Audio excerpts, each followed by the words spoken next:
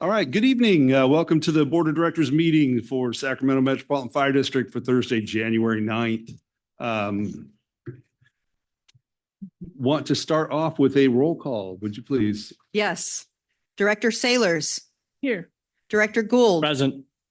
Director Stark. Here. Director Weber. Present. Director Wood. No, I'm sorry, Director Rice. Here. Director Jones. Present. Director Costa. Here. Park. Present. President Wood. Here. All are present. Thank you. Great, thank you. We'll next move on to the pledge. Director Weber, would you lead us, please? Pledge allegiance to the flag of the United States of America and to the republic for which it stands, one nation, under God, indivisible, with liberty and justice for all. Thank you very much. Next, we'll move on to the Metro Cable announcement. For those interested in watching this meeting later, the ways to connect through Metro Live and YouTube are listed on the agenda. Next, we'll take the public opportunity to discuss matters of public interest within the district's jurisdiction, including items on or not on the agenda. Do we have any speakers?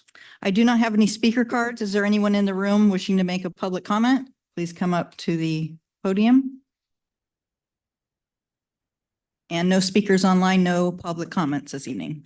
Outstanding. We'll move right along to our consent calendar. Can I get a motion on the consent or any questions on consent? I have no questions, but I'll make the motion. And second? Great. We got a motion and a second. No questions. Can we get the roll, please? Yes, Director Sailors. Aye. Director Gould. Aye. Director Stark. Aye. Director Clark. Director Rice. Aye. Director Jones. Aye. Director Weber. Director Costa. Aye. President Wood. Aye. Thank you. Motion passes. All right, we'll move on to reports. President's report. Just want to say welcome to everybody. Look forward to a fun and exciting and productive 2025. And we'll move on to the fire chief. Welcome. Thank you, President Wood. Nice to see you in that chair. Nice to see all the directors here, even though I'm trying to realign the seats now a little bit from the past year. And good evening, everyone. And I just wanted to reflect and start off tonight acknowledging the fires down south in LA and the significant impact that's making. And our hearts go out to the community, all the firefighters, including ours that are down there. And I just wanted to assure the public and our community that we are known worldwide in the state of California for a very robust mutual aid assistance program. We are part of that, but I want to ensure the public that we are fully staffed here in Sacramento and particularly at Metro Fire, and our service delivery model has not changed with the effect of these fires, but we are supporting our brothers and sisters down south and all the community down there. So I wanted to start off with that, and I know you're going to get a more in-depth report from Chief Mitchell and his operations report on exactly what our crews are doing. They are all healthy and engaged. So my heart is with that. It's continuing to look devastating. So on a lighter note, we have some retirements and congratulate them for their years of service. Effective members that did an outstanding job for the community we serve here. And that's Captain Jordan Oakes with 13 years of service, firefighter Mark Griffin with 17 years of service, engineer Dwayne Walsh with 41 years of service, fire mechanic Lauren Mansell with 13 years of service, battalion chief Grant Russell with 30 years of service, fire mechanic Charles Mole with 25 years of service. Over 150 years of service. We're gaining with a bunch of new members, but they did remarkable things for the community and were exemplary employees. So I wish those members the best of luck in their next endeavor and enjoy retirement. I hope they do it right. Firefighters are guilty for not doing it right. And then I want to welcome some new hires. We have two new fire mechanics. They both are effective starting on January 2nd, and that is fire mechanic Michael Andrea and Derek Bork.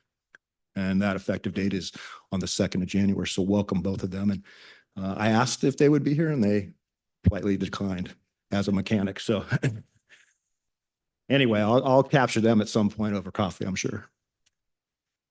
And some promotions. One of the greatest things I can do as a fire chief is really to promote good people. And we had some exemplary promotions that I wanted to announce. And the first one I'd like to bring up Battalion Chief Brian Dupertis. He is B13 on the C shift and he's effective January 4th. If Brian could come up to the podium and say a couple of words. I did prep you for this a little bit.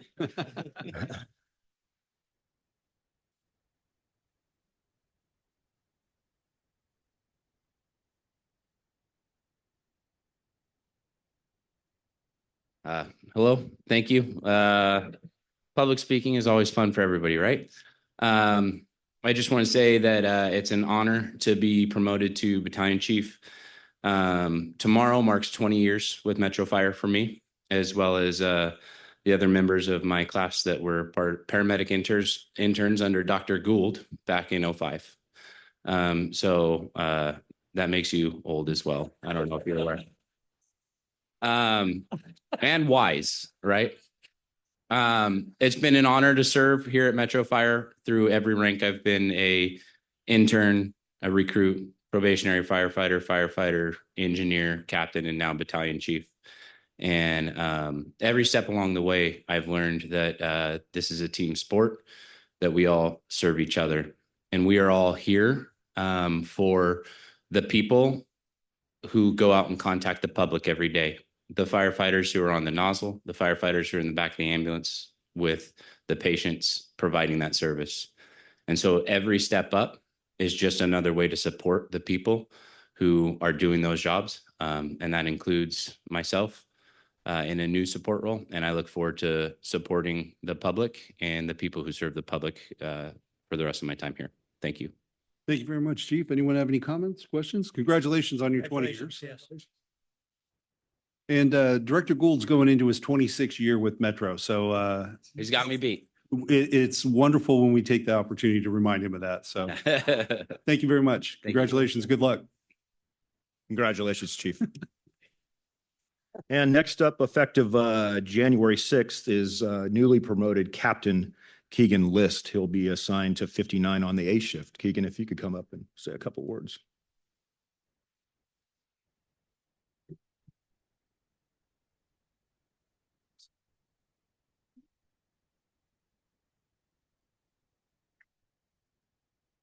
Good evening. I'm loud, so I'm gonna step back. I don't need a microphone, and I didn't get prepped either by the chief that I was gonna be speaking tonight. But I'm Keegan List. I am going to 59A as the captain. I've been working out of class there for approximately a year. Just kind of waiting for the retirements and stuff like that. I've been with Metro Fire since 2013. I was the second class of single roles to come through. Graduated the Fire Academy in 2014 and have spent most of my time in either Ranch Marietta or down south of 51. So I'm looking forward to being in a new role and getting to support the members kind of like I was supported in my young career. So thank you all very much for the opportunity, and I hope to do great things out there. Thank you very much, Captain. Congratulations. Any questions? No, sir. No? Congratulations and good luck to you. Thank you. Congratulations. And next up is Engineer Matthew Brodigan, who's going to be effective on January 8th, and he's assigned to Engine 108 on the B shift.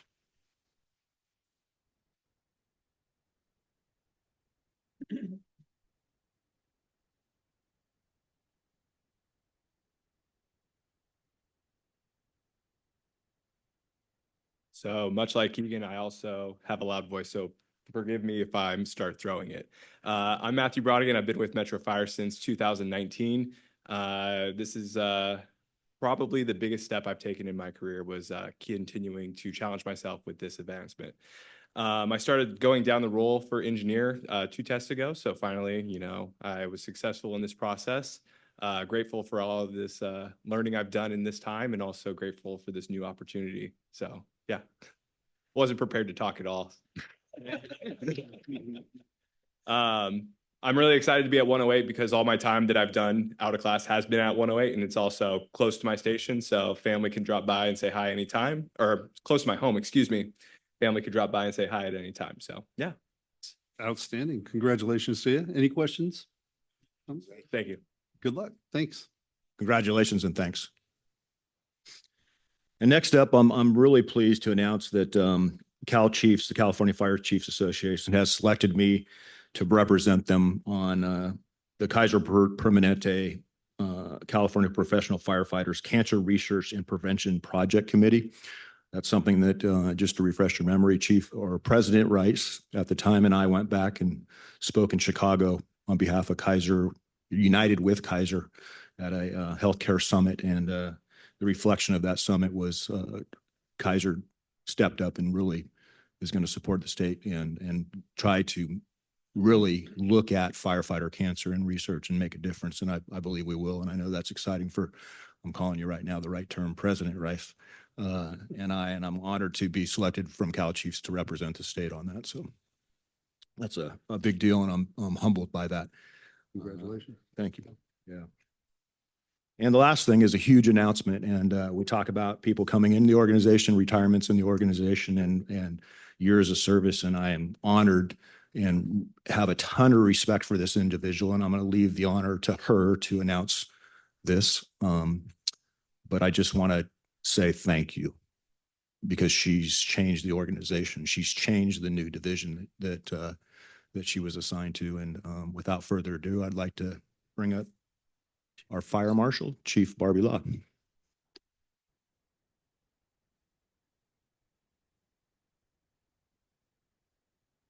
Good Good morning. evening. Or afternoon. Good morning. Good afternoon. Good. I'm Barbie Law. I'm the fire marshal.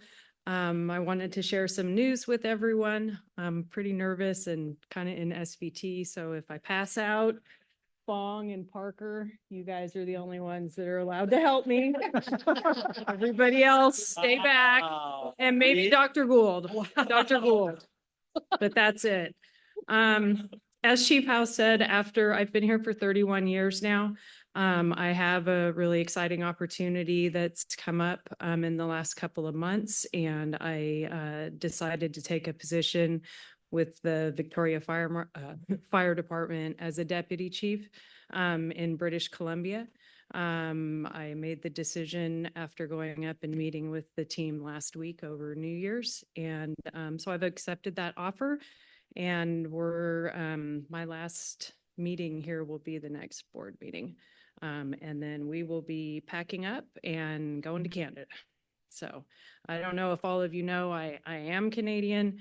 For me, it's a huge honor to, end my career at home in a place that we've been going to for years. So that wouldn't have happened without the opportunities for me here. So I just wanted to thank the chief for his support while I've gone through this process, and the board for the friendship and mentorship that I've had with you all over the years. So, and I can't say anything else.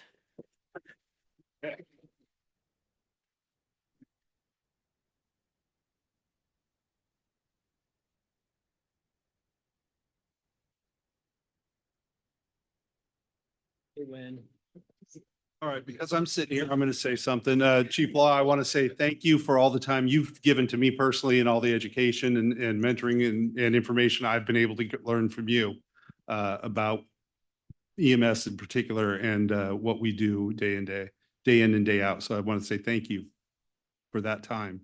Anyone else have anything you want to direct to Chief Law? Director Rice? Chief Law, I'll just go Barbie. We worked together in a lot of water under the bridge. We did some really good work together, but I want you to know, because I've said it a lot, when I was a company officer, but also a chief officer, you were a go-to captain. I didn't get much of a chance to work with you as a chief officer, but there's one incident that stands out in my mind, and it was a May day. It was about 105 degrees, and we had, I think it went to 3 alarms or so. But Barbie, you and your crew were just one of about 3 that never wavered. And I could see it in your face. You had nothing left to give, but you and your crew gave. And I have never forgotten that. And just a lot of respect to you and the job you've done, and wish you all the best and congratulations. Anyone else? Director Sailors? Barbie, I've known you for many, many years, back when you were on the private ambulance and I was just a lowly firefighter out at Engine 17. And all these years, I was very happy when I got on the board and you were still working here. And we've had a friendship and meeting up again. And I'm so glad that you've stayed, and I'm glad that you've got this opportunity now and you get to go home and stay in the fire service up there. Congratulations. Director Gould? Thank you. I can't even see her. Is she hiding or? Thank you, Matt. Such a good job. Like Brian, I have some very fond memories of Barbie many years ago. It was pretty clear to many of us that if you ever were injured or sick and you looked up and on the ambulance was Barbie Law, you knew that you were going to survive whatever the injury was. And I've had a few of those in this community. But more importantly, I'm really not worried about her transitioning to Canada because there's a good rumor, Barbie. Canada has become the 51st state.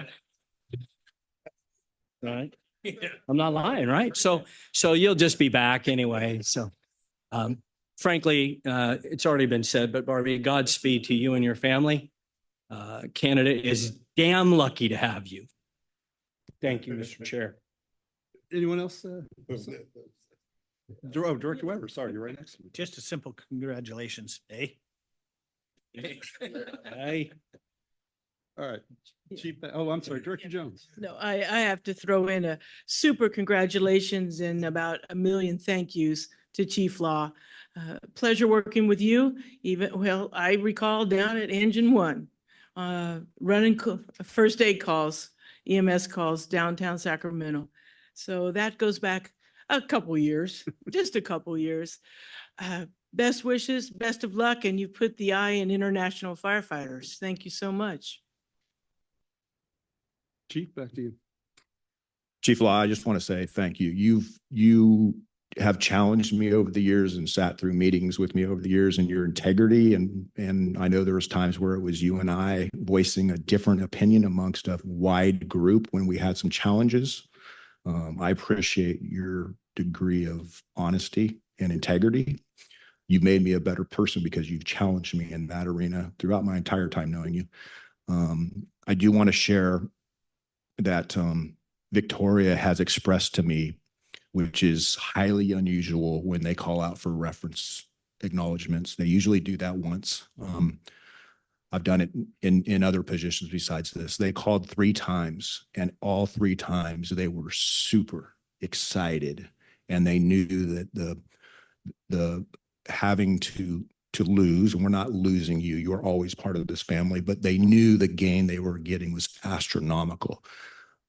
What you've done in this area, you have not only saved lives, you have changed this organization to the better. I'm going to pause there for a second because I can't say that about everybody. You're one of those that have changed the organization to the better. You're one of those that I agree with Director Gould. I look at you and I know I had a roller skating incident. So you're one of those paramedics. And I don't want to, we always talk, and I think you've done this and reflected on this. We've always considered you highly effective in EMS, but your talents are so much greater than that. And Victoria understands that and knows that. I acknowledge that not only as a friend, Barbie, but as the fire chief now. You are multi-talented. But you are one of those paramedics I know I would look forward to working on my kids or my family. And I hope that resonates back to you because I share that with very few people. Huge loss, huge gain at the same time. Thank you. And with that, that's the end of my report unless there's questions. Any questions for the chief? Director Stark. I have a few questions. I apologize. I'm new on the board, so I'm learning a lot. I had a couple of questions about the Health and Wellness Division for the chief through the chair. I was hoping to get some information about, what's the plan to implement that program? How many positions do you believe will be necessary for the program, and are they funded? And also, what's the plan for promotion within the organization for leadership of that division? All great questions. If I can jump in, one of the things, Director, I have here on my notes is to talk to the chief about getting a presentation on that in the coming meeting. So unless you got some quick answers. Absolutely, absolutely. Ironically, as you know, I was challenged by Director Gold to expedite that division, and we did. We accomplished that very quickly. We made the division. There was an organizational chart that I inherited from the previous fire chief. And so I found efficiencies. So I was able to not ask for an additional assistant chief for that position. Due to absences, I put Chief Peck in an out of class position. I intend to fill that when those absences allow me to in a permanent section. On top of that, I do have some notes from our meeting that I'd love to share with you and publicly. So Wellness, Health and Safety Division initiated exposure reduction program for the district with increased emphasis on the fire ground. We're the only ones doing it in the region. We implemented DECOM 110 very quickly, but that DECOM 110 was formed or initiated with a joint labor management discussion, and we both agreed we implemented it probably within the next 72 hours. But the emphasis with the new division has been shown where there's improved efficiencies. And we have now put turnouts on that rig. They're put SCBA bottles in that bag, and it's fully staffed. We're currently finalizing an RFP for what I have challenged my entire tenure, not only in this position, but when I oversaw safety in the training division, where we can improve efficiencies for our wellness program and our contract with our current vendor. We're looking at efficiencies that will help pinpoint those based on our demographics and our needs as an organization. That RFP is close to being done. We have found also that we were doing a lot of these things after we've done a lot of station visits. Some of those were done on islands. Part of my conversation with Chief Peck Monday is that we were challenging him from labor management to increase collaboration and work together on those and get those efficiencies put together off islands and in one single area. We started the K9 peer support program, which has been a long time in the making. That has now finally come to fruition. And we implemented it, and we've challenged the Ready to Rebound program. They just had a meeting that checked in to find out how that program is established and working or not. And they have initiated the Cancer Task Force, and that is going to probably, you asked me specifically about additional people. And I'm kind of spitballing here, but I'll make that more formalized later. But initially, I'd like to see 3 captains in that division that would be liaisons for each shift. And that would be in conjunction with my new assignment and what CPF and Kaiser, this private partnership that we're doing. So we have somebody assigned to that program also. So I'll probably be asking very timely marches for a captain in that position. And that may change some of my other asks that were going to occur last year, but that is a priority for this organization. I hope that answers your question. Yes, thank you. Thanks. Any further questions? Actually, if I can follow up on that. It sounds like we have a presentation forthcoming that's going to capture all of what you just highlighted, Chief. We don't yet. I just have a note to ask him. We Okay. will have one. Perfect. Yeah. And It's part of the that will concept be of the overall plan. structured. Okay. We're thinking alike. Yes, it was coming and we hadn't talked yet, and I appreciate the ask. I hear you. Thank you. All right. Any other comments or questions for the chief? And we'll move on now to Operations Report, Deputy Chief Mitchell. Welcome. Good evening. Good evening and Happy New Year. Thank you, President Wood. Good evening, directors, Chief House, and everybody. Adam Mitchell, Deputy Chief of Operations. I'm going to start off talking about what Chief House mentioned earlier and the amount of devastation and the fires that's going on down in the greater Los Angeles area. Unfortunately, prior to this meeting, my phone started going off again. There's a brand new start of a new fire that's impacting some communities. And I was texting one of the fire chiefs who's a friend down there last night, and unfortunately, you can just, even without the verbal side, you can understand the amount of devastation and the loss of the properties and infrastructure in the communities is horrific. But our ability to respond to that is second to none. And I want to say, I'll just give you a quick overview of 2024, what we did, and then I'll talk about what we're doing now. So last year in 2024, out of our own area here, we deployed 31 different times. We deployed our OES engines, Type 1s 8 times, our Type 3s 9 times, pre-positioned once, a FEMA deployment, And then single resource and the incident management team deployment went out 12 different times. 26 different incidents were covered by our members here. We had one pre-position in California, one in Oregon, and one in Florida. We deployed 142 different positions. The average number of days deployed for our members as they left, they went out the door to go help our other communities throughout California and the country, was 10. So that's the average. We had 12 deployments that lasted over 14 days. So those folks were away from their families and our community for a long time. And I want to really recognize that, just like Chief House said earlier, they were gone, but I want to recognize our members here back at home that stepped up every single time to cover our stations, to cover our equipment and our apparatus, to ensure that the service delivery here at home for our community was maintained. That's a very remarkable thing for our folks to be doing. Day and night, we're ready to go. We're ready to help our community, but we're also ready to help the greater good of the state citizens of the state of California and the rest of the country. So very remarkable, and I'm very proud of this organization for doing that. They're down there right now. Not probably many times in the history would we expect fire season of 2025 to start on January 7th, but it did this year. It sure came in with a bang. The first fires that began down there, the Palisades incident, and then shortly after the Eaton incident, we had a couple of others also that began. The requests for service or help started to come in pretty fast. We deployed quickly that first night of the Palisades incident on the 7th, an OES Type 1 strike team that took 5 engines out of our area here, both OES engines supplied by Cal OES Fire and Rescue, but also one of our own Type 1 engines. Just because we had some equipment that needed to be fixed on one of the OES engines. And so our membership stepped up and our fleet division stepped up, and we have one of our Type 1 engines down there in a reserve behind it to cover the community that went down to help immediately. They left that night, arrived very early in the morning. We have a strike team leader and a trainee down there, and I was communicating with them as they traveled as well as when they got there. They got there at 5 a.m. in the morning and they went to work, and they've been working ever since. They have been even through the night, reportedly from them, they've saved multiple homes. They've been battling fires in apartment complexes. They've been battling fires at a high school, community centers. And even today, I'm speaking with them earlier via text because they're very busy. I don't want to call them. They were working on an apartment fire to try to minimize that damage to the community. And those folks left that first night.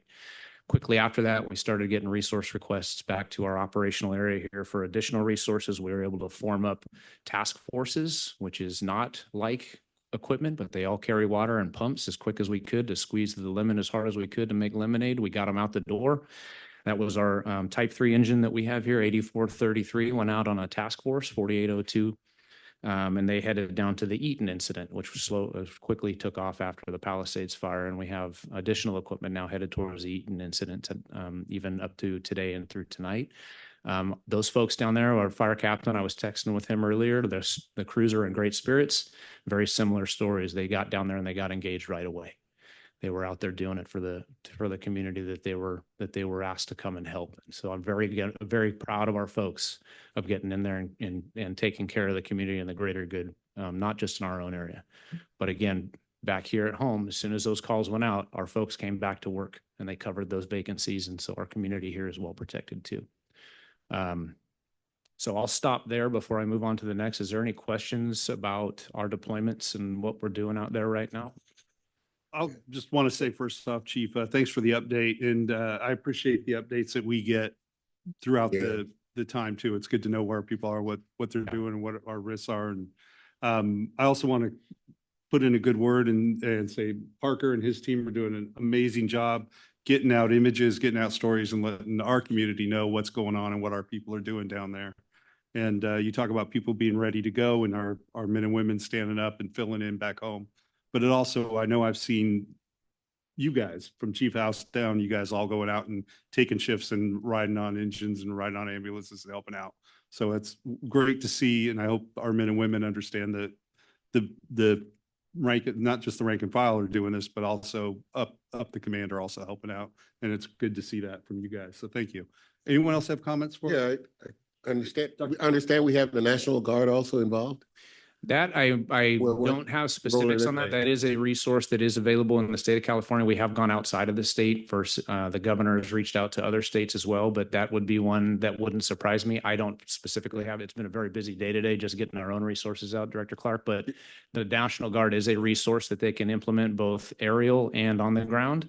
And so I would expect that just based off the size and the complexity of incidents that they would be engaged also through the Governor Institute in that order, at mission tasking. Thank you. Anyone else? Director Gould? Oh, sorry. Director Stark? Just because I'm new, do we send air resources or helicopters out to some of these events? We do, Director. This specific event is not one that we have supported there, but we have done that in the past and we have been very effective. That's a great point to make. Our Air Operations Division does a great job, and a lot of what they do has to do with just not the initial attack and the water dropping.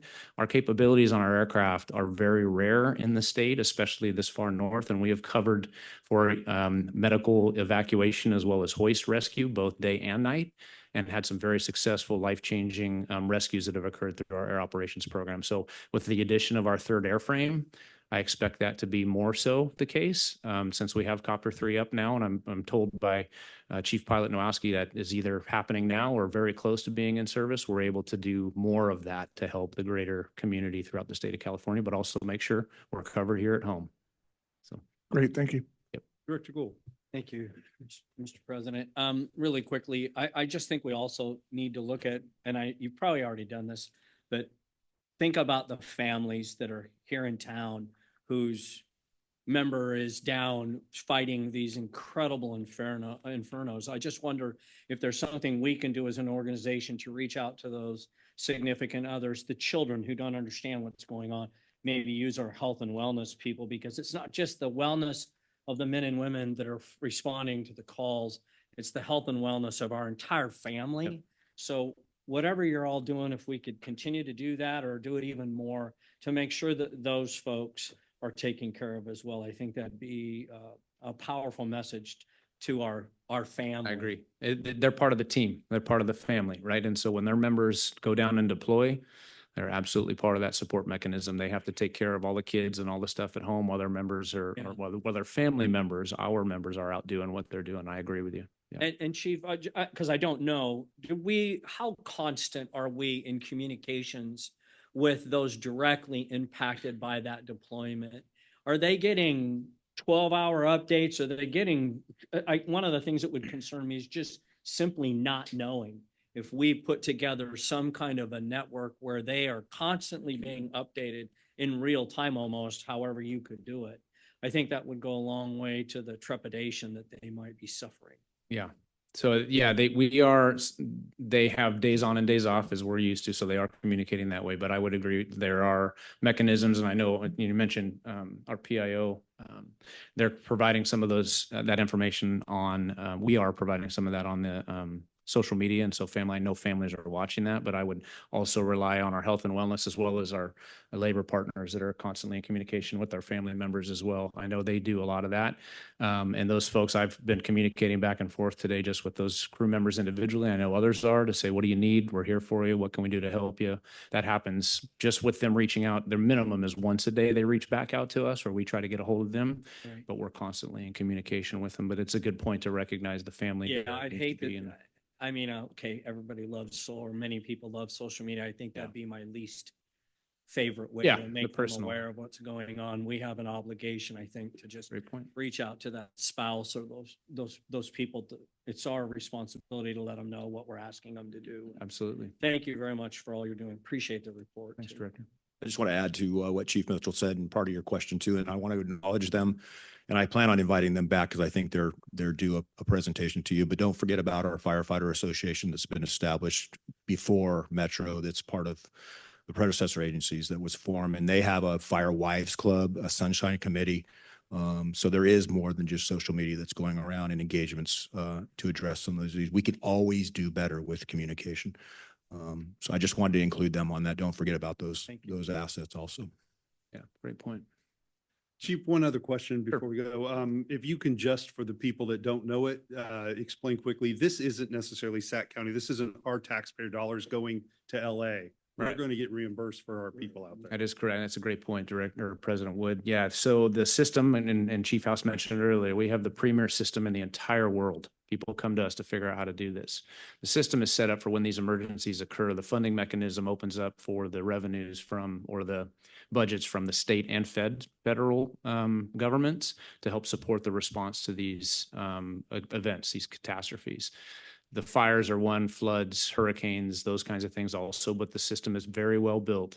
And when we send folks to these types of responses, when they go out of our area, there is a mechanism for reimbursement that recover the costs for those folks is to be able to staff back home, but also for the time, efforts, and energy. And then the organizational administrative costs that come along with doing that is also supported through their agreements that are in place. No one else does it like the state of California. We are fantastic at this, unfortunately, because we're so practiced, but we do a fantastic job. And thank you. Any other comments for the chief on this issue? No? Proceed. Okay, Thank you. thanks. Yep. And then, so now I'm going to turn it over to out-of-class shift commander, Chief Fong, to come on up and do the shift commander spotlight. Thank you. Hello, directors. Good evening, Chief House. I am sure glad that I had a 2-for-1 tonight because you stole my thunder with Chief DePertis, but we happen to have another one.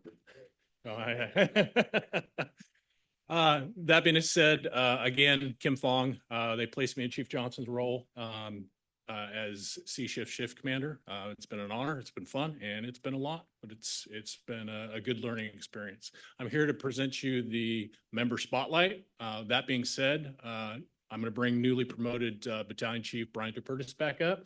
He is going to be able to introduce one of the crews and highlight one of the recent incidents they've been on. That particular crew is Rescue 21, and I know we have 2 former directors that spent quite a bit of time there, and come to find out that Director Stark spent some time on a rescue in Oakland Fire as well. So that being said, Chief DePertis. Who knew we'd see each other so soon again. So it's an honor to work up in Battalion 13, where we do have our rescue program. These guys train tirelessly to do jobs that are asked of them, not very often, but when they're asked, they're putting their lives on the line in a different way than what we normally do for the rest of the fire service. And so on Thanksgiving Day, they were called into service in a little bit of an unusual way. And so I'm going to let Captain Butler explain the call that happened. Hello, Captain Butler. I run the rescue program. I'm stationed 21 C shift on the rescue. And the crew is Smith, Duff, and Rosen are 4 of the 7 people that are on the rescue with us. So on Thanksgiving, we got a call for an animal rescue with a dog over the bluffs. Engine 31 was the first on scene, and they were like, oh, we can't do this. The dog is the house actually was offset about 40 feet off of the bluff cliff. If you know where the Man Bridge is, just north or just east of Sunrise Boulevard, the middle arched bridge. It's about probably 800 yards up north or east of that. It's about a 60-foot drop into the river. So their house is probably 40 feet off of that and then straight down in to the river. This dog, Charlie, is a known runner, decided to have freedom for that day because he was thankful for his freedom, and ran out and went over the bluff and onto basically 20 feet down onto what appears to be lawn clippings that the owners were throwing over the edge to make kind of like a berm to walk in. So the dog was running back and forth on this. When Engine 31 got there, they established that they couldn't do this with what they had. So they ended up calling us. On our way there, we balanced this as a special rescue type in the CAD, just so we had the notification sides of it and the stats and things like that. When we arrived on scene, we basically realized that the dog was down there safe, but running back and forth. And there was no avenue to get down to the actual grass berm that he was running around on. So we deployed 3 rescuers in certain spots to try to corral this dog. And this dog wasn't one of those like, hey, come here, boy, come right up to me and I'm going to pet you and be fun. The dog was not having any of that. So we had to put basically a rescuer on one side and a rescuer on the other side to block the dog from running down the river further and hurting itself. And then we had firefighter Smith go over the top right where the dog was and work with Adam Rosen to kind of corral the dog and rescue that dog in that area. Below that was the boat in case we had to go down to the river or have any issues where the dog was going to go down. So we had boat 65 basically pinned to the beach, and one of the rescuers are coming up and was throwing rocks and dirt trying to get the dog to go out of the bushes towards the firefighters so they can grab them. It was an interesting, ever-evolving dynamic call that is not normal, but you could put that into a place where a dog could be a human or a kid, especially in that environment and that house. Like fence lines were within here to here of the cliff, which is the wildest thing that people are okay with living that close to a cliff. In my world, it doesn't exist, but it's a gorgeous house and a gorgeous view, but that's the risks, you know. And I didn't do much. I just walked around and talked, and these three are the ones that actually did majority of the work. So it was a very fun, very dynamic call. So yeah. Outstanding. Any questions for the captain? Yeah, what time of the day was this again? This was like 5:30, 6 o'clock. Oh, Yeah, it was right at dinner time. Yeah. Yeah. It's dark. Yeah. Oh.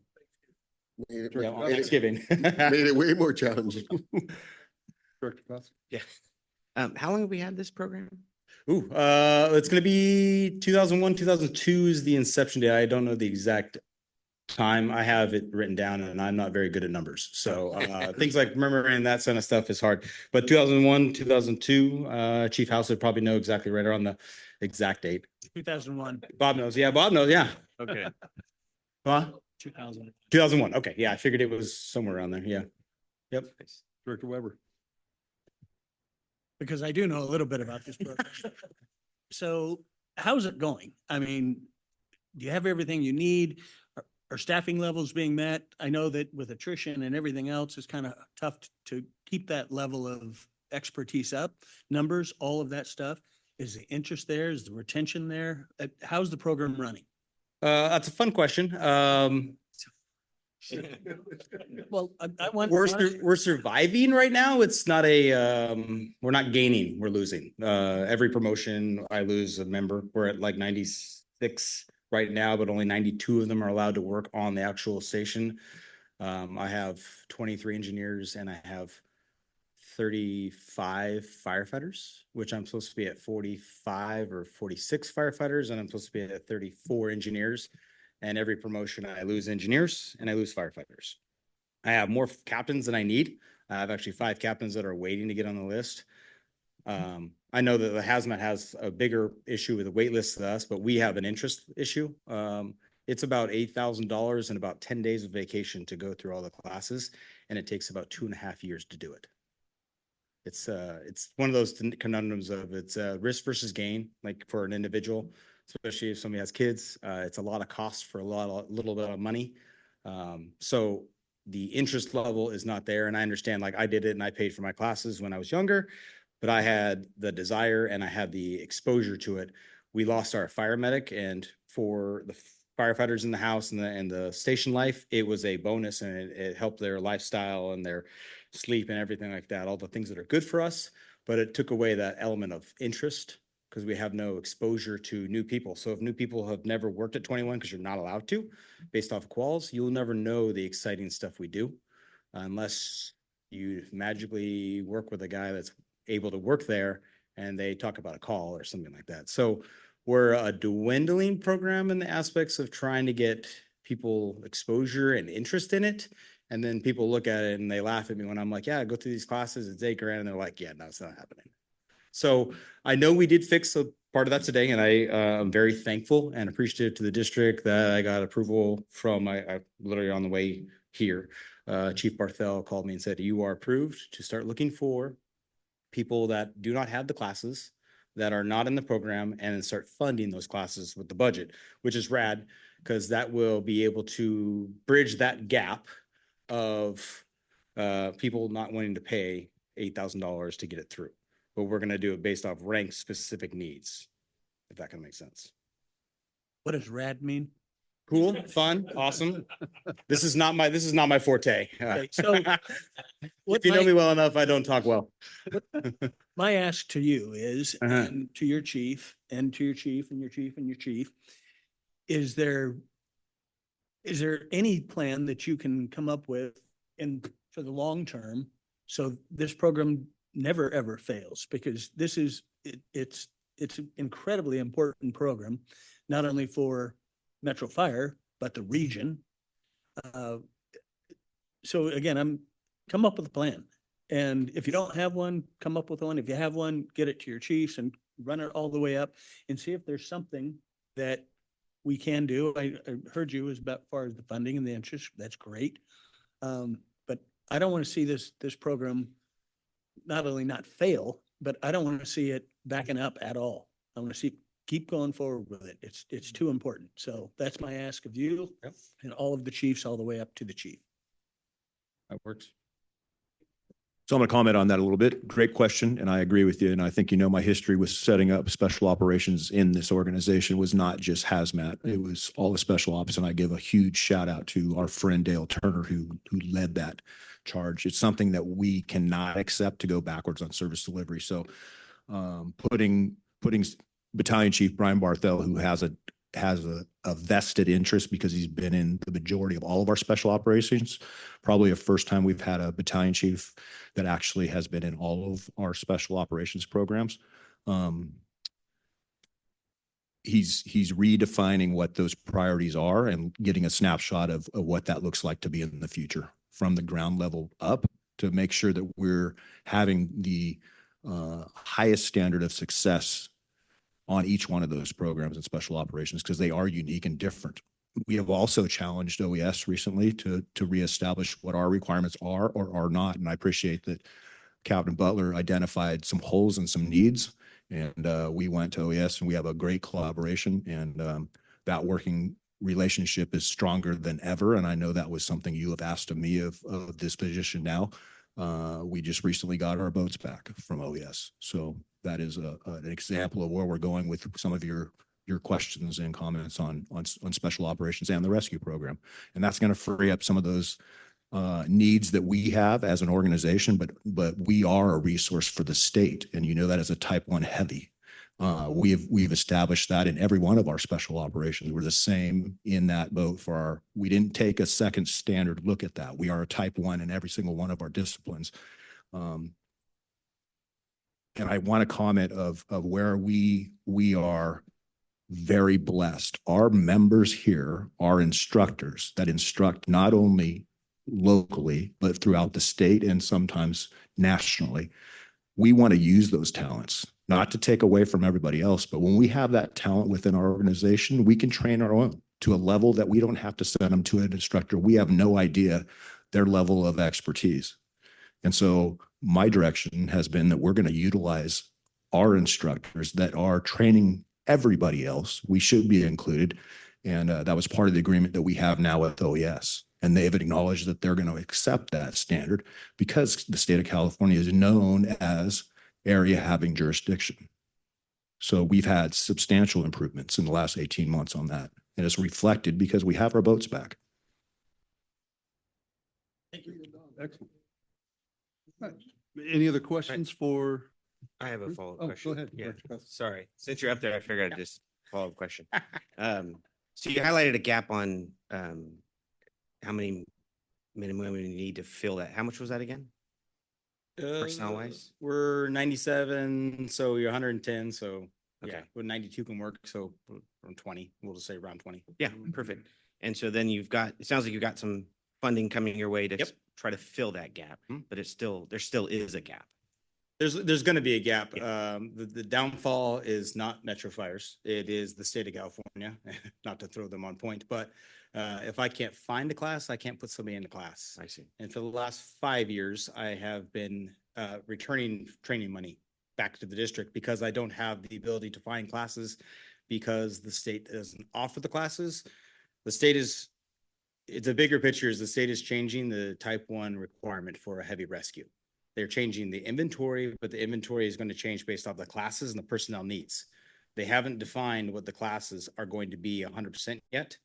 We're still in the process of working that, and I've been waiting for 4 years for them to define what classes are going to be required for a type 1 heavy. Yeah.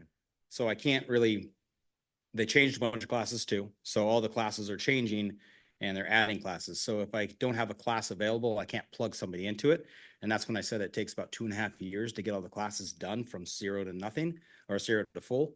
It's not as easy. Like I wish I was in the hazmat world for that side. Is you can get it done in a 12-week period or an 18-week period. All 6 classes are kind of set to be done in a couple months, which is rad. Again, yes, Chief. Totally Yeah. rad. Which is awesome for them because they can get it done quickly. It takes 2.5 years on average these days to do it. And for years, there wasn't even classes offered. It's just one of the things we're stuck in a little waiting wheel for the state to finalize what a Type 1 Heavy is going to look like. And once they define the classes, then they'll define the equipment and then all the other stuff lines out. Yeah. So it's not us, it's Those challenges are real, but I think to Director Weber, there's an opportunity putting together a proposal. And then part of that is, what can the board do, right? What do you need from the board? So, yeah, more work for you, right? I don't want to sound selfish, but it's all going to come down to, dollars and Yeah, cents, because that's absolutely. 90% what this world revolves around, Yeah, right? Like, absolutely. and, But we don't know until you tell us, right? that is very correct.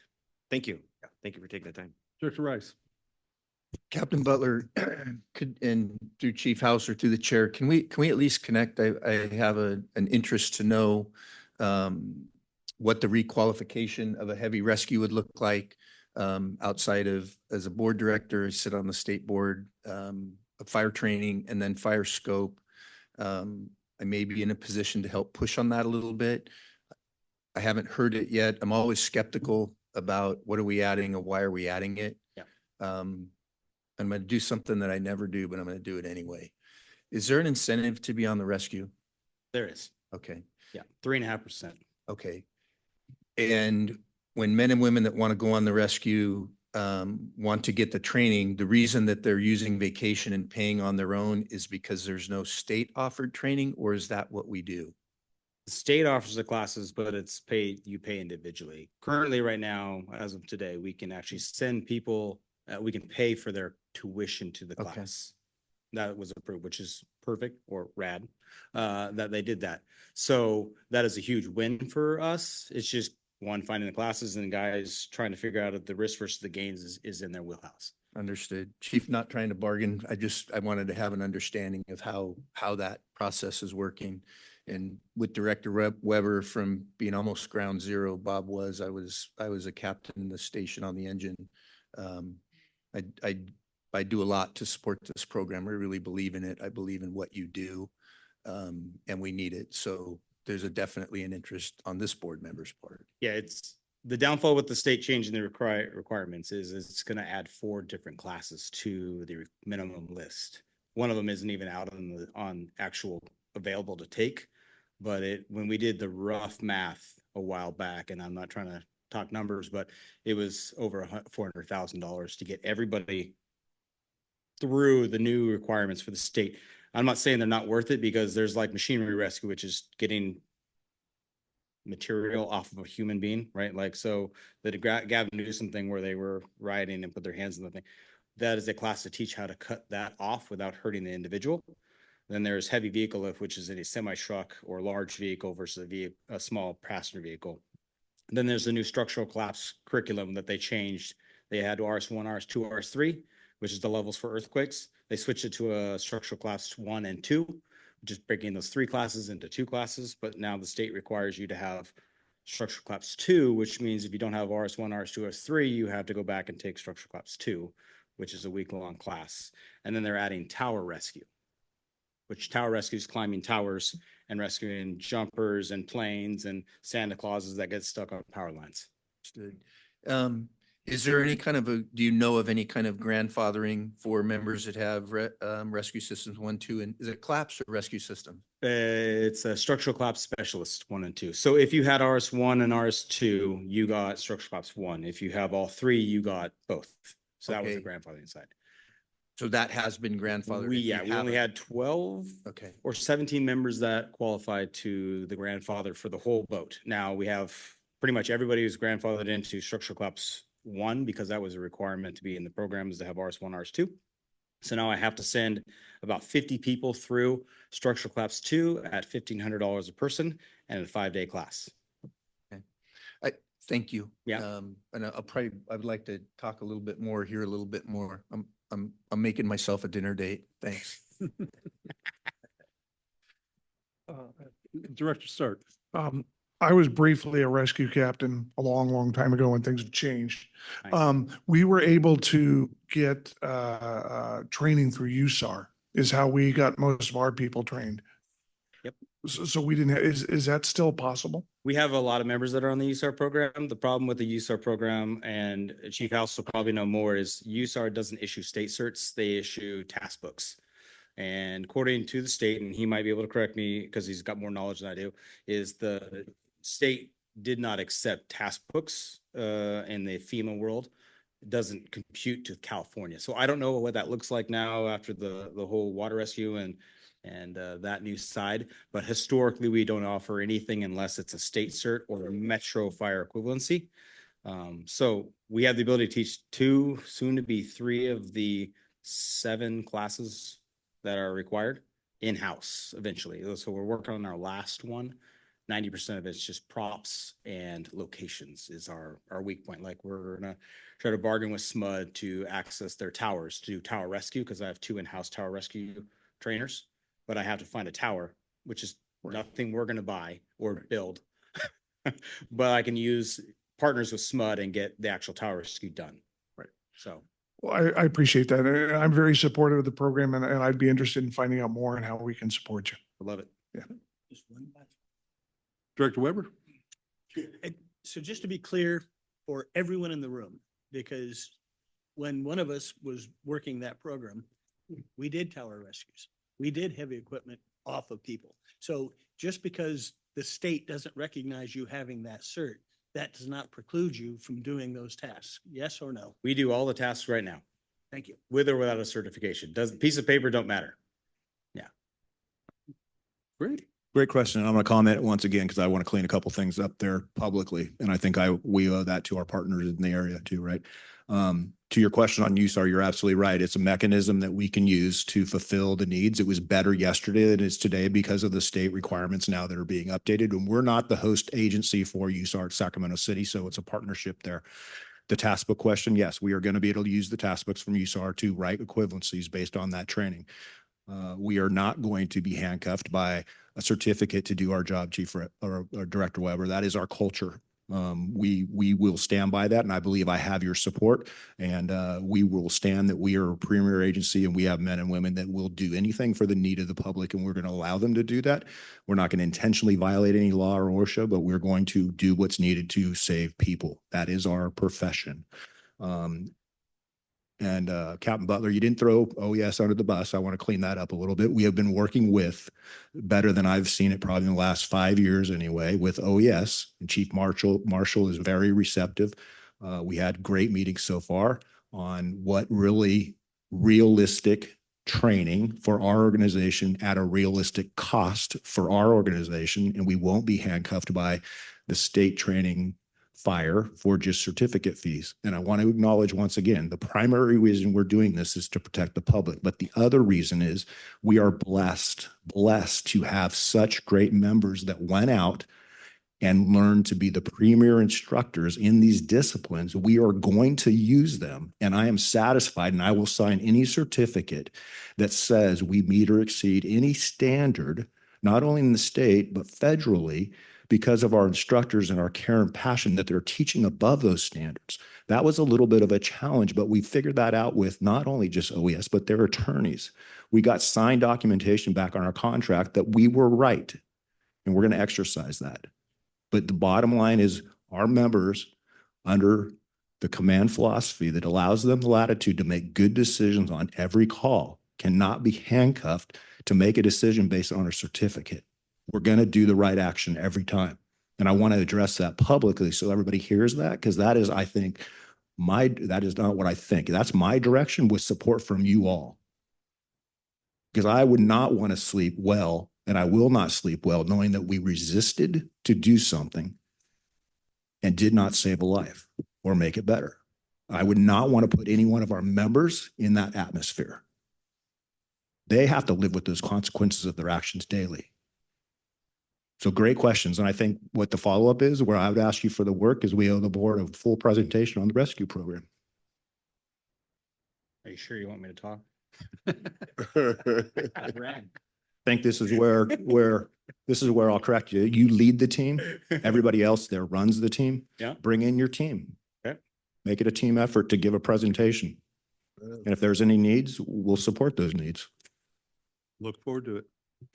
Thank you so much, Captain. But I don't know if it's on the other directors' mind, but what breed was the dog? It was a golden doodle? Golden. Labradoodle, golden doodle. I'm sure somebody else was Yeah. thinking about it. Yeah. It was a cute dog. It was a really cute dog. Yeah. Okay, I didn't know if it was like a big dog or what.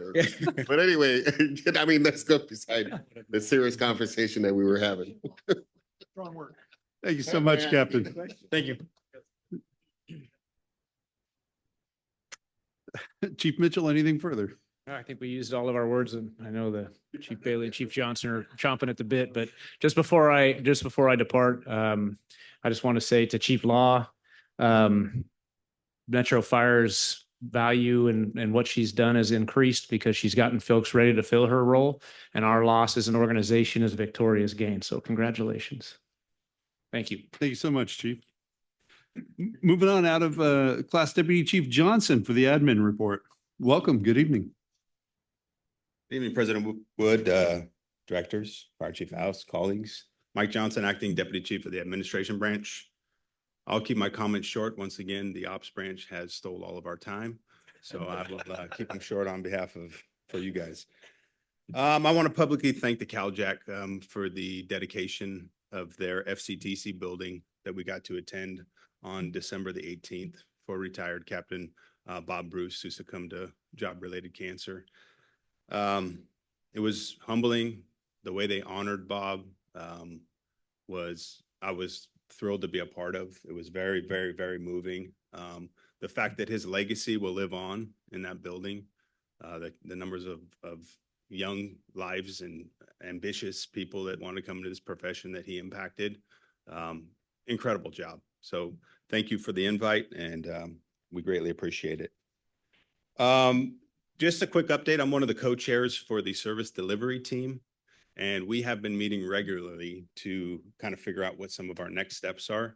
A lot of good collaborative work between labor and management, and I'm excited that we are ready to push some recommendations over to the fire chief for his consideration. So yeah, I'll keep it at that unless you guys have any questions.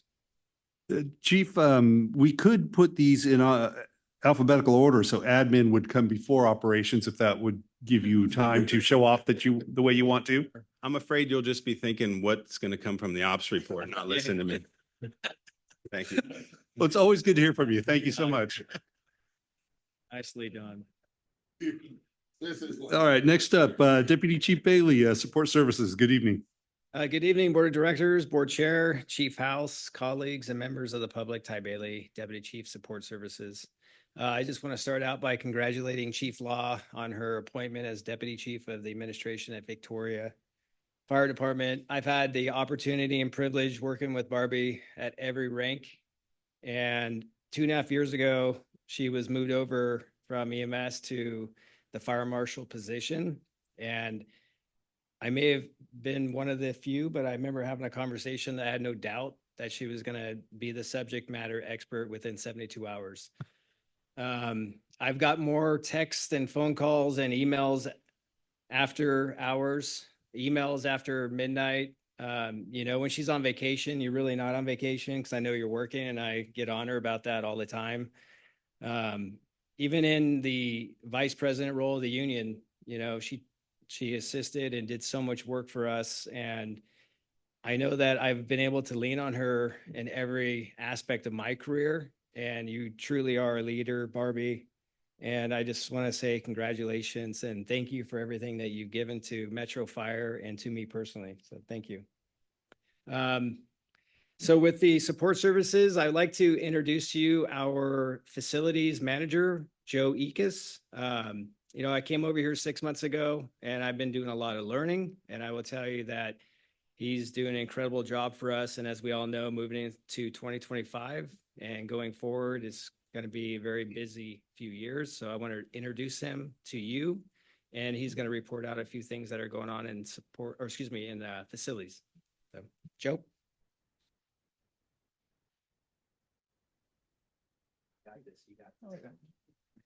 Thank you, Chief Bailey.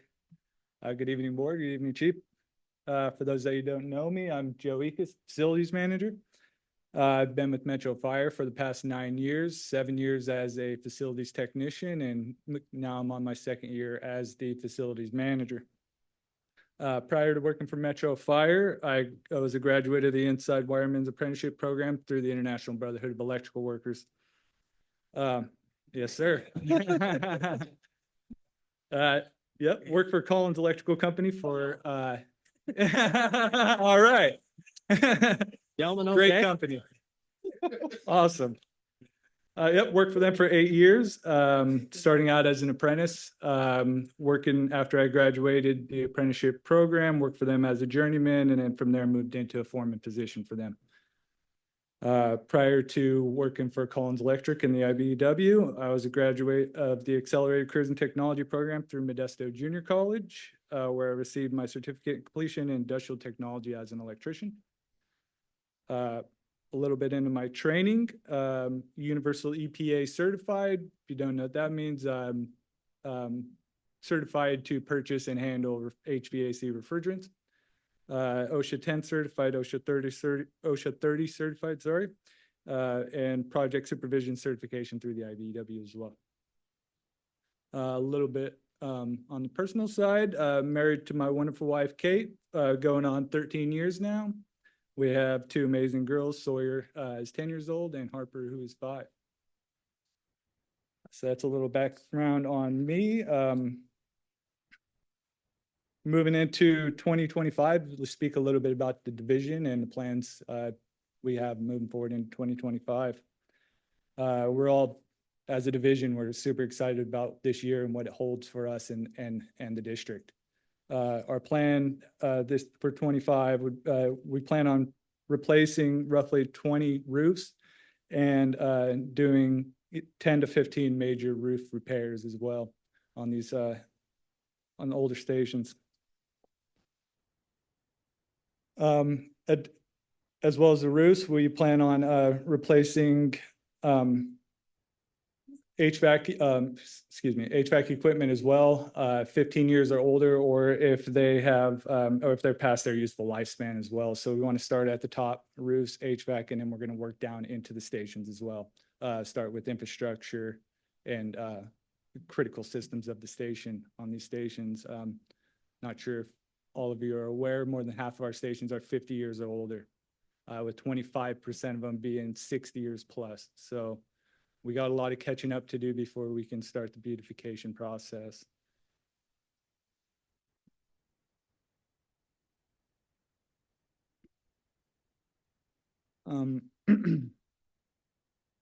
In the facilities, a couple of statistics for facilities. Facilities division, we're responsible for upkeep and maintenance on 502,600 square feet of commercial real estate. It's myself and my 4 technicians who are 4 of the hardest working people I've ever had the pleasure to work with. Last year, we received over 800 work orders from fire stations, as well as the 50 projects that we've completed in-house with the 4 technicians that we have. So we're running and gunning. I got a report out for about the last month worth of work, larger projects we have going on.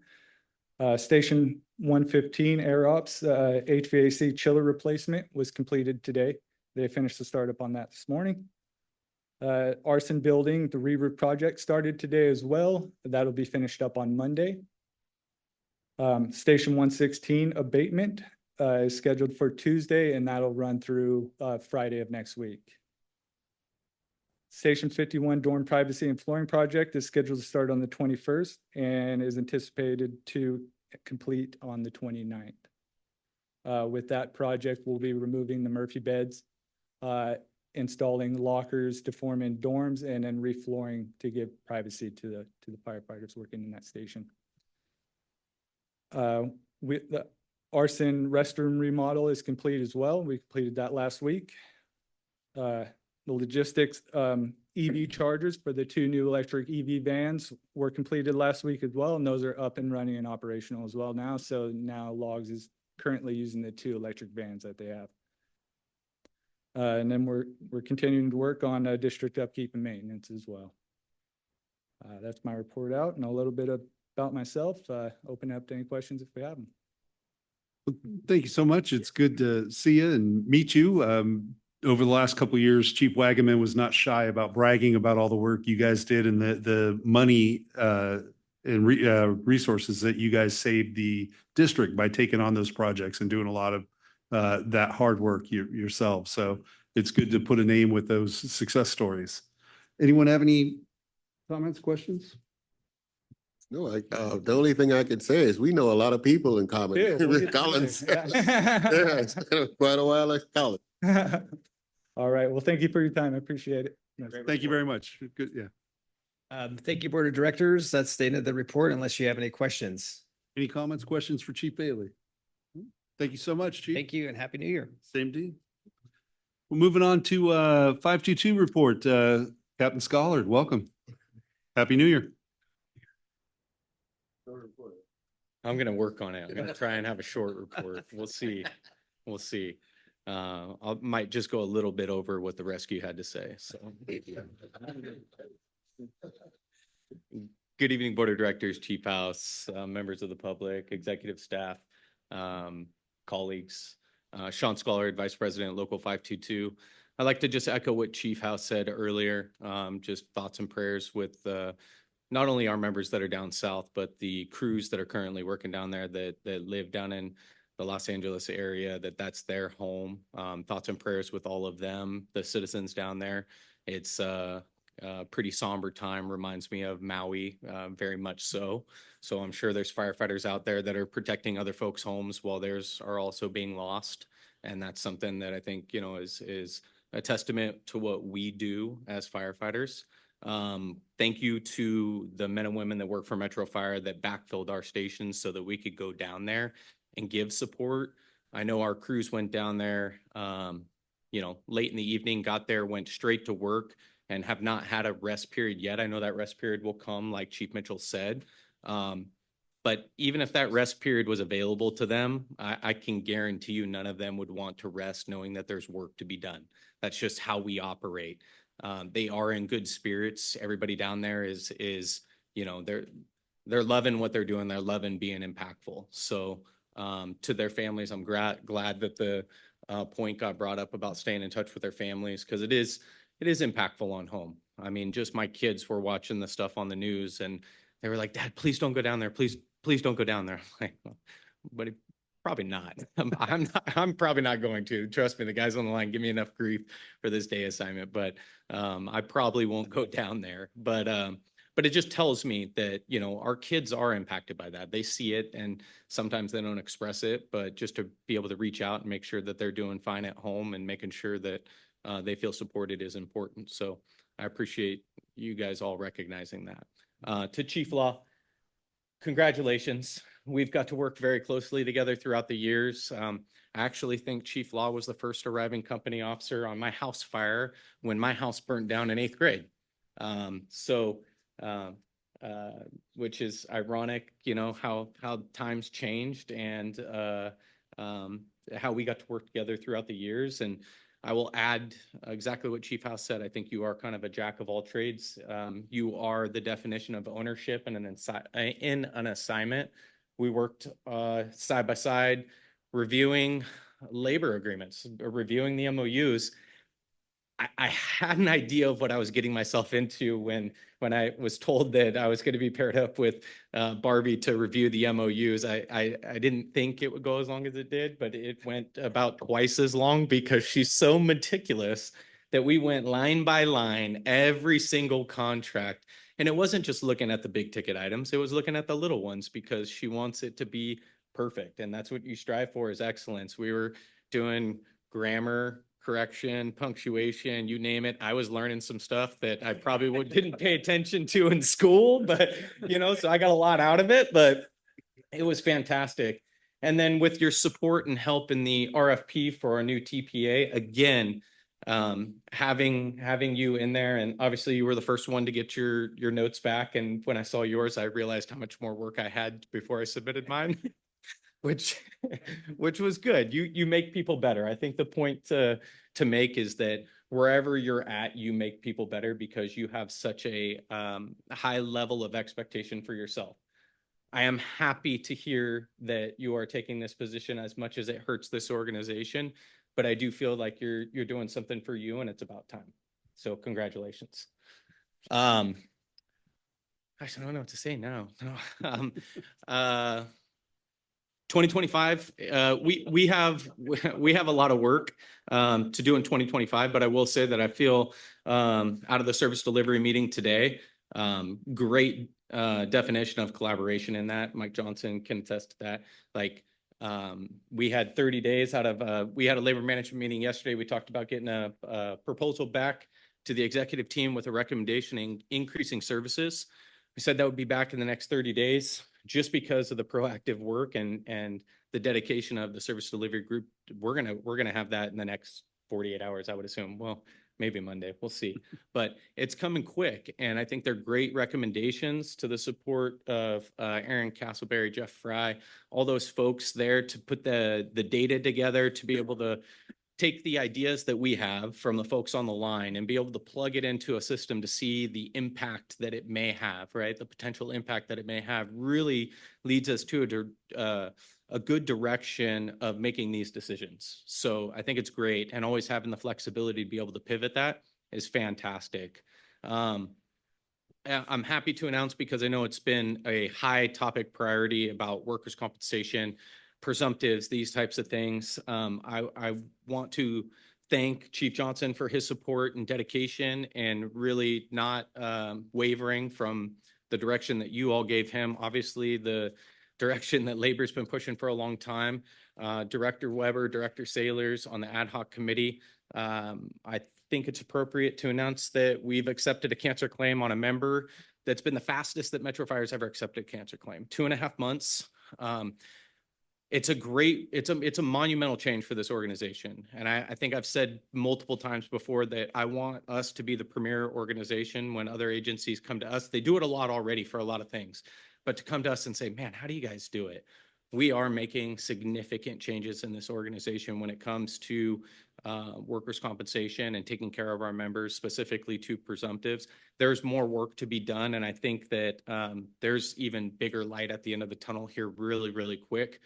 A big thank you and acknowledgement to our partners down in San Diego that have been there time and time for us. They really are doing things great down there, and it didn't happen overnight for them. It took over a decade to get that, but they are willing to pick up the phone, not only for labor. I know that management's reached out to them, unrepresented staff have reached out to them. They have really opened their doors for us to put us in a position to correct some of these changes for us in a much faster time period than 10 years. So I think that that's fantastic. And I look forward to the work to come on the work comp side. I know we have an ad hoc meeting next 23rd. So more to come on that. So we have some leadership changes at the executive board for Local 522. We have a swearing in next week at our executive board session. So we have 2 new directors coming up.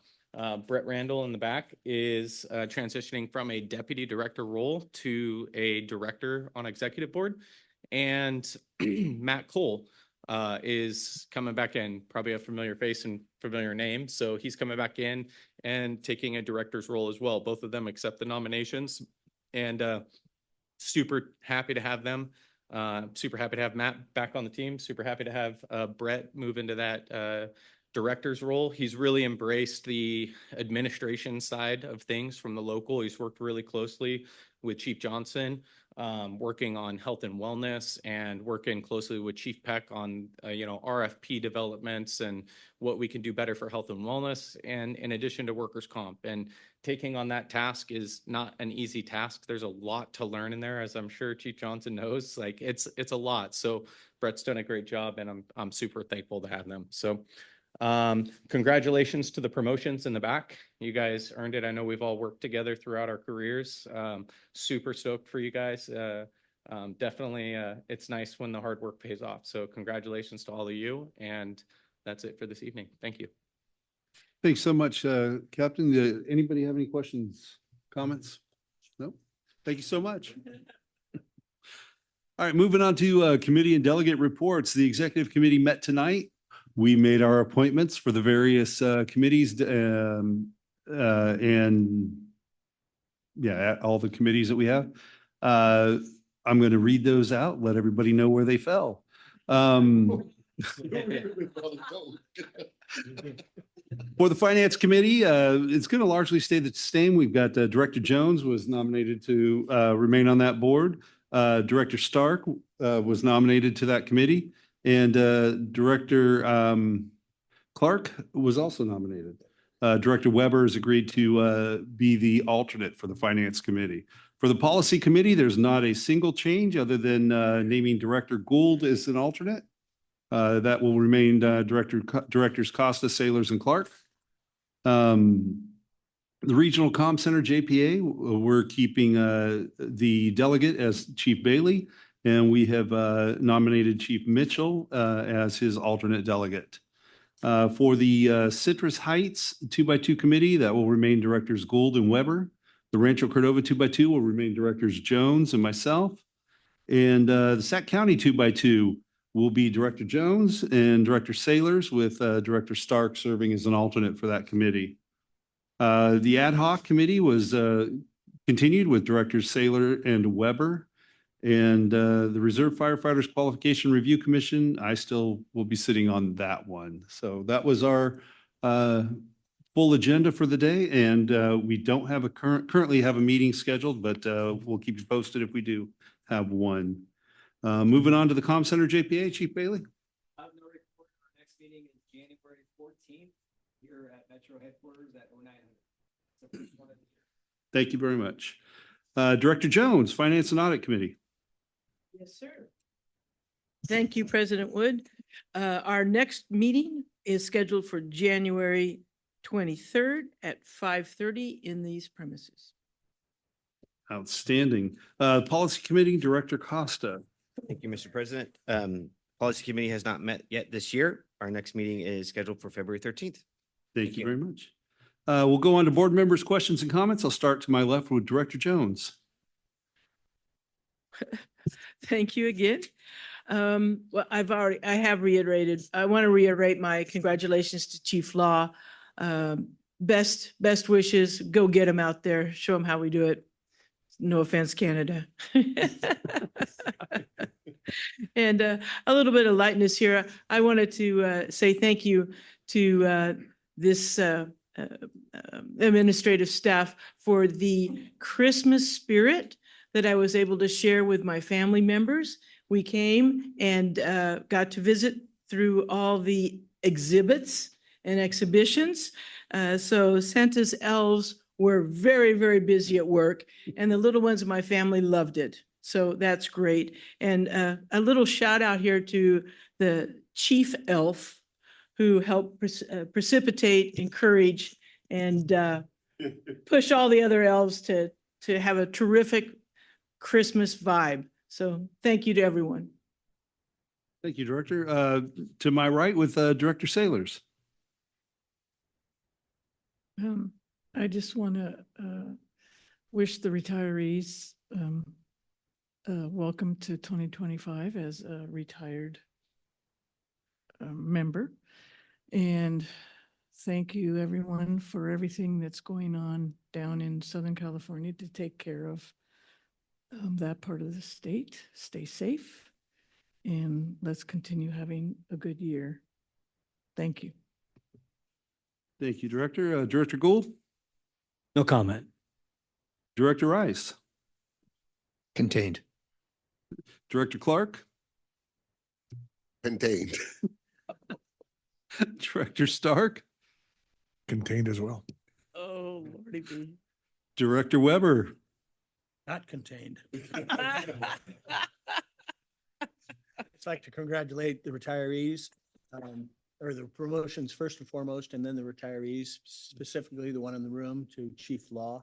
Not that she is one of these, but most of the old people in this room I've known for, if not all, most of your careers. So thank you for everything that you have done in these steps. I know you probably wish that you were back on the line sometimes, but all of your work is extremely important, and as President or Director Gould has stated before, makes our job incredibly easy or easier than it would be. So thank you.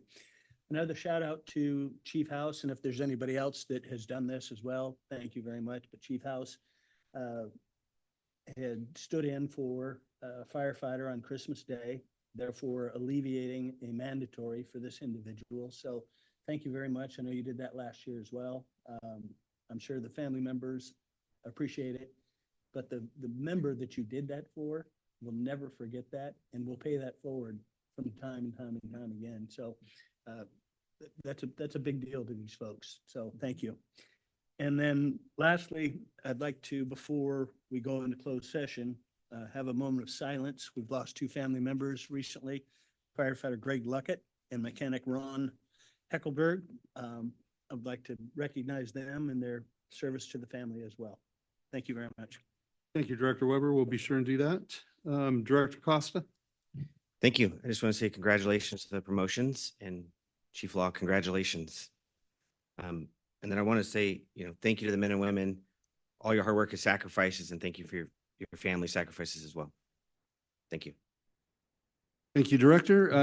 I just have a couple of things to say. I am not contained either. I want to thank Chief Keeley. He organized on Christmas morning, gave support to the Burn Institute and their annual Christmas caroling throughout the Burn Center.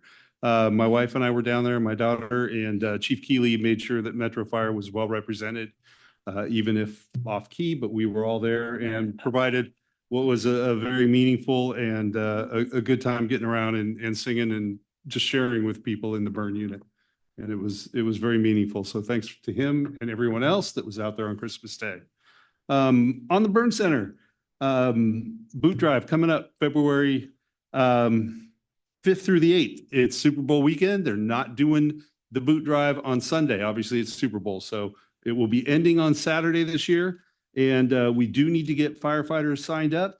And this year, in order to help get some firefighters in there, the Burn Institute got donations for some raffles and they'll do a raffle for every shift. And the top prizes, there's a 36-inch Blackstone griddle. There's a 2-night stay at the Inn at Boat Works in Tahoe City with a $250 gift and a $250 gift card for Jake's on the Lake. And there was one other one, and I don't have it here. But so for all you Metro members, there are incentives to get out there for this raffle. And beyond that, it's something we should be doing because God forbid we ever need to use the Burn Center for one of our members. They are there, they're funded, they're staffed, and they're there to help. And you can't support a better organization in my mind. So I want to see a lot of Metro members. We have people from Travis Air Force Base, we have them from Modesto, we have all these other organizations that come out, and we need to get a lot of our people in our own backyard here at Sunrise Mall that weekend. So look forward to seeing you out there. And with that, two things. We're going to go into closed session here in a moment and don't want to see anyone when we come back out. But before we go, we would like to have a moment for firefighter Luckett and mechanic Hochlenberg. Excuse me.